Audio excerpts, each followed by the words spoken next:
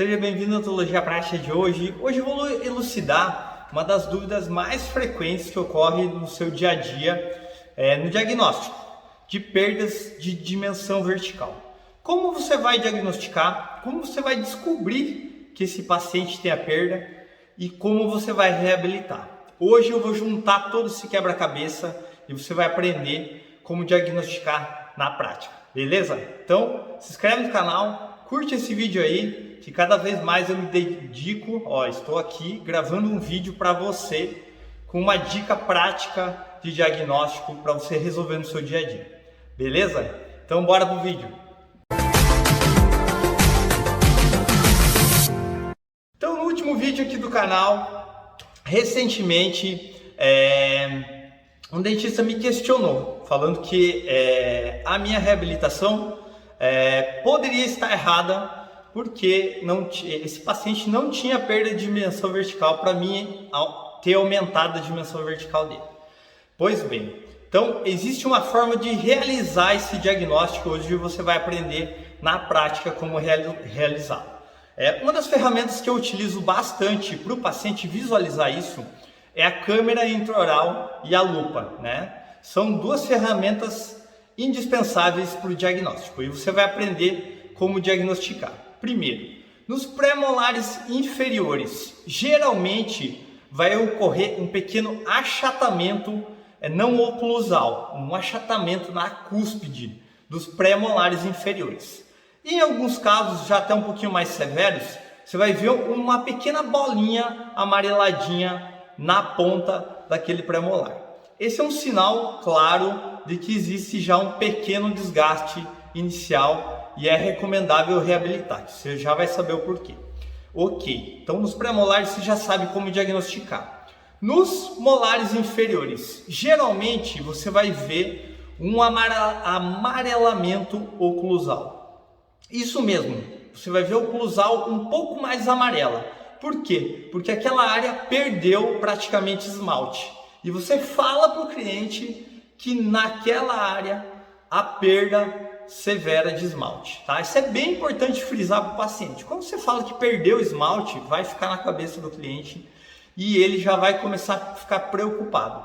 Por quê? Porque você já vai dar os primeiros passos para um sinal de uma reabilitação, né?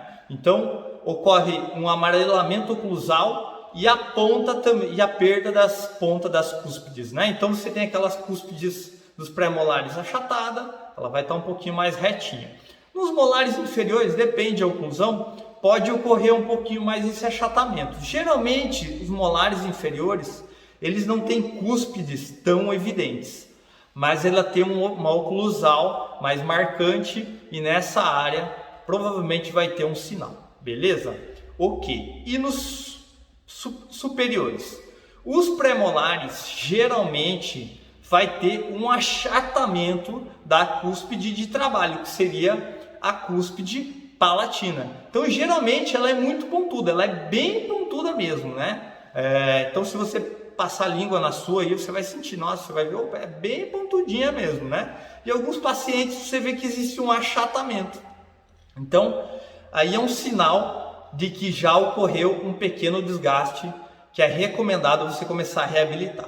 E nos molares? Geralmente, nos molares superiores, você vai ver um desgaste mais inicial na cúspide palatina, na mesiopalatina, né? Ela é uma cúspide maior, então geralmente também você vai ter um pequeno achatamento. É mais recorrente você ver, depende da oclusão, mais em pré-molar, depois no molar você vê esse pequeno desgaste, tá? Pois bem, depois desses desgastes, o que acaba ocorrendo? E o que acaba ocorrendo na boca do paciente? Eu sempre falo para o paciente que a boca é uma engrenagem, né? Ela distribui as forças em toda a sua boca para proteger principalmente os dentes anteriores. E muitos pacientes começam a ocorrer pequenos desgastes anteriores e pequenas fraturas. Então vai ocorrendo uma pequena mudança na anatomia incisal dos dentes para depois começar a ocorrer pequenos desgastes mais severos, mudando o formato do dente. Então tem vezes que você tem um incisivo lateral que era retinho, arredondado, ele começa a inverter, né? Você começa a ter desgaste nas guias caninas, né? Como sempre, vai ocorrendo, e daí desgastes anteriores. Tudo isso geralmente é causado pelo bruxismo, né? Um dente nunca desgasta naturalmente da mastigação. Alguns pacientes até falam, o dente gastou da mastigação. Não, não ocorre isso. A maioria dos problemas relacionados a refazer trabalhos na minha clínica são problemas causados pelo bruxismo. Então, quando ocorre fraturas, restaurações cair, que é muito raro hoje em dia, principalmente porque eu reabilito os posteriores, né? Próteses soltar pino, né? Implantes, fraturas, são muito raríssimos, né? Cair lentes, causados pelo bruxismo. Então, você acaba vendo com o passar do tempo o que ocorreu naqueles pacientes que tinham pequenos problemas de bruxismo, né? Que você tem que tratar com uma placa miorrelaxante, né? Um dos tratamentos, né? Ok. Mas como que eu vou tratar esses dentes com desgaste? Existe um questionamento muito grande, um mito muito grande na cabeça do clínico geral, que se você aparece um caso com perda de dimensão vertical, que aquilo ali, se você mexer, você vai causar um problema na TM severo e não tem volta, tá? Você vai causar um problema, você tem que ter cuidado, você tem que saber refazer essa dimensão vertical, e eu vou falar para você que não é bem assim, tá? Muitos casos que eu trabalho com resina, eu tento refazer a oclusão. O que é isso? O paciente tem amálgama posterior, eu vou refazer os posteriores, deixando todos em contatos. Vai ser uma proteção do trabalho anterior que eu vou realizar. Recentemente eu estou fazendo um caso que a paciente foi recomendada por outro dentista porque o dentista falou que ela tinha bruxismo. Ela chegou aqui, desgastes nos incisivos inferiores, molares amarelados, sem anatomia, inferiores, e pequenos inícios de fraturas anteriores.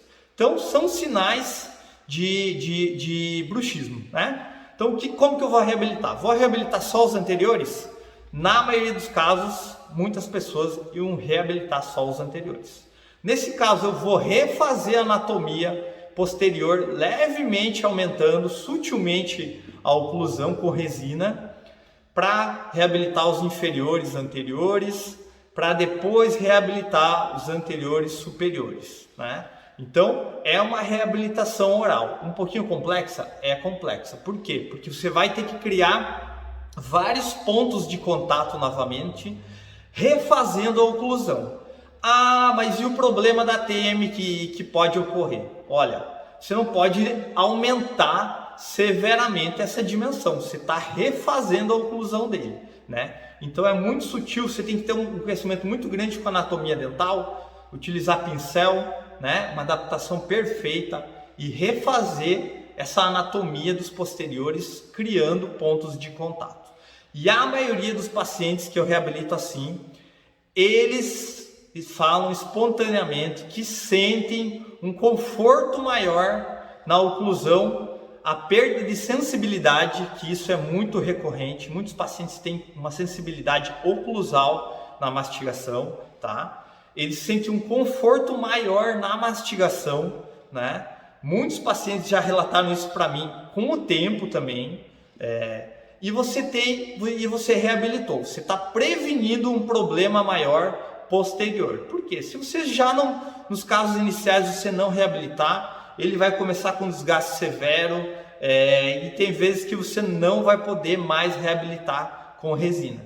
Ocorre muitos casos que chegam aqui com desgaste severo posteriores, depois anteriores, que o paciente tem que reabilitar os posteriores, mas anterior não existe mais espaço para você trabalhar com resina. Existe um risco muito grande porque você teve uma perda muito severa, tá? Então, na maioria dos casos, como eu falei, tem que reabilitar os posteriores. Perca esse mito que existe na sua cabeça. Se você tem dúvidas, vai ter um questionamento muito grande nesse vídeo. Isso é muito interessante, né? Você tem que ter calma, né? E você tem que ir devagar com a sua experiência e aprendendo a reabilitar, que tem que ser sim uma realidade clínica. Você faz restaurações diariamente. Você tem que fazer a oclusão desse paciente. Por que você não pode reabilitar um paciente com essa perda de dimensão? Tá bom? Dica compartilhada, conhecimento multiplicado. Testem na prática e comente aqui embaixo.